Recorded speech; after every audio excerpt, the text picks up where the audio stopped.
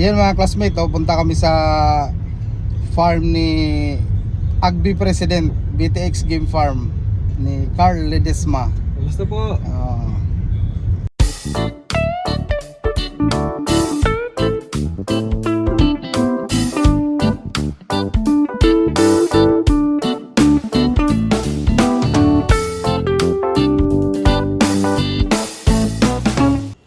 So nandito na tayo ngayon sa BTX Supreme Game Farm mga classmate, at ngayon i-share ko naman sa inyo kung ano yung mga achievements ng ating brother Carl Ledesma of EGBI, no? So ngayon mga classmate, ipapakita ko sa inyo ito yung mga achievements niya within 3 years. Yan, 3 stag champion mga classmate.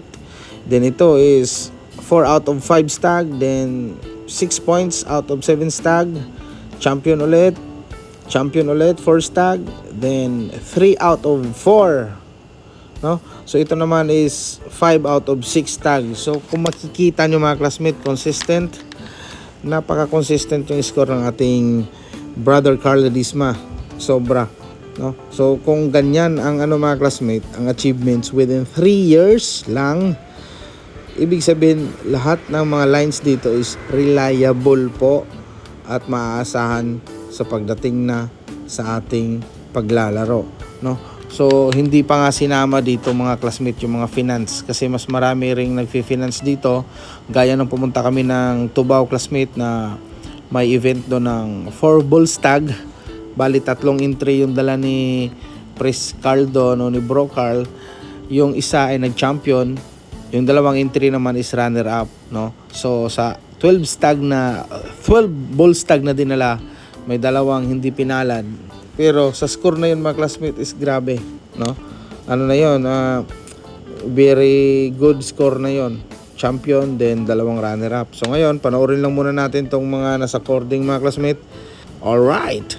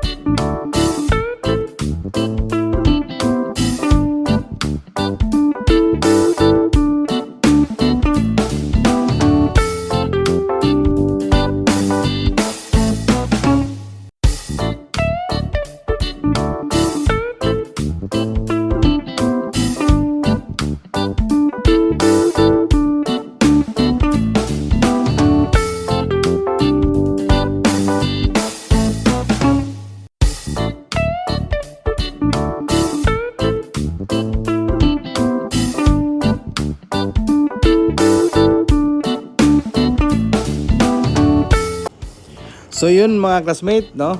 After sa farm, syempre, uwi muna kami sa Birds Land Resort. Kina Bro Carl pa rin to. Ito yung family business nila. So relax muna kami dito.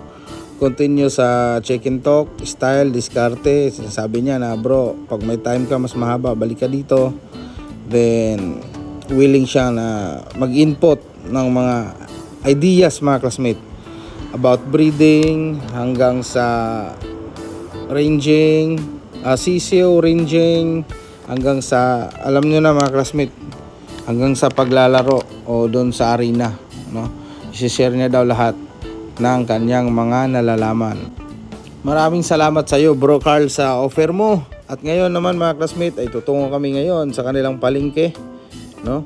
So napansin ko dito si bro Carl ay medyo kilala dito mga classmate. Ang tawag sa kanya is Boss Carl, no? Ito naman si Ma'am Jinky, yung kanyang butihing wife. At ito naman si bro Carl. Sabi ko bro, masyado marami na yung ulam natin, sakto na yan. Wag na yan bro, wag na yan bro, please bro, wag na yan. Pero sa utak ko mga classmate, bilhin mo yan bro. Bilhin mo yan bro, bitaw. Joke lang mga classmate, pero talaga naman ang plano namin is sutukil, sugba, tinula, tuwa at kilaw, no? Siyempre kasi yan yung mga paborito natin mga kalalakihan, yung may inihaw tayo, may kilawin at may sinigang o sabaw. Dito na naman yung ating chinelas, no? So ayan mga classmate, si Ma'am Jinky mismo ang namamalengke, no? Siyempre yan talaga, pag suporta ng asawa is yan talaga ang pinakamagandang blessing sa lahat, no? Ito sila bro Carl is napakasimple lang dito. At yan pa, oh, bumili kami ng talaba dyan mga classmate. Bumili kami ng daing na danggit. Yan kasi masarap yan pang breakfast. So ito mga classmate, nasa hapon na to, mga 3 o'clock na to, 4 o'clock after namin mag farm visit. So at then the following day mga classmate, ayan, kung nakikita nyo, nandyan kami sa Birdsland Resort kinina bro Carl. At ito yung morning namin mga classmate, morning event. So sumunod pala yan si Mrs. Rugby dyan kasi Father's Day. Sabi ni bro na dito na sila mag overnight. Nag-overnight kami dyan, din kinumagahan. Kasi Father's Day nga naman, sabay na ba? No? Kasi family oriented din to si bro Carl. Pamilya, din business nila, yan lang yung mga nasikaso. So kung nakipapansin yung mga classmate, malinaw, malinis yung karagatan at maraming isda, no? So ibig sabihin, maraming pagkain dyan at virgin siguro yung dagat, walang mga naglalason, walang dynamite, walang mga ganon. So hindi sila nabubulabog. So napakaganda dito mga classmate, lalo na siguro paggabi. Shot dyan, kwentuhan, then gitara, acoustics. Kaya maganda. So kung nakikita nyo mga classmate, no? So ang alam ko mga classmate is yung Birdsland is nasa Google na rin yan. O search nyo lang sa Facebook siguro. Hindi namin napag-usapan ni Carl to kasi ang more on chicken talk kami. So ito mga classmate, nakikita nyo yan, napakaganda dyan. At grabe, na-amaze talaga ako dyan kasi yung bahay namin sa Leyte is tabing dagat din. So ngayon, this is our final day here in Birdsland or sa BTX Game Farm sa Bolinao, Pangasinan mga classmate, no? So sa mga nais din dyan na magpa-accommodate sa Birdsland, pwede kayong magrekta na rin kay bro Carl.